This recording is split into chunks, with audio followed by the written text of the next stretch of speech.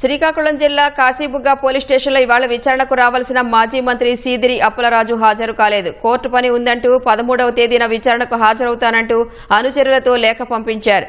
రాష్ట్రంలో కల్తీ మద్యం విక్రయిస్తున్నారంటూ గత నెలలో అప్పలరాజు ఆధ్వర్యంలో పలాసలో వైసీపీ శ్రేణులు ర్యాలీ చేశారు. పోలీస్ విధులకు అంతరాయం, ట్రాఫిక్ ఇబ్బంది కలిగించడంపై అప్పట్లోనే కేసు నమోదు చేశారు.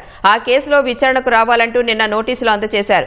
అయితే విచారణకు ఇవాళ రాలేనంటూ అనుచరులతో అప్పలరాజు లేఖ పంపించారు.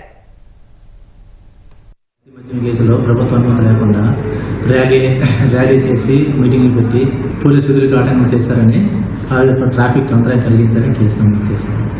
ఆయనతో పాటు మరి ఆ కేసులో ఆయన్ని ఇన్వెస్టిగేషన్ సాగించి మార్నింగే నోటీస్ ఇవ్వడం జరిగింది. అయితే ఆ రిప్లైకి మేము రిక్వైర్మెంట్ తీసుకున్నాం.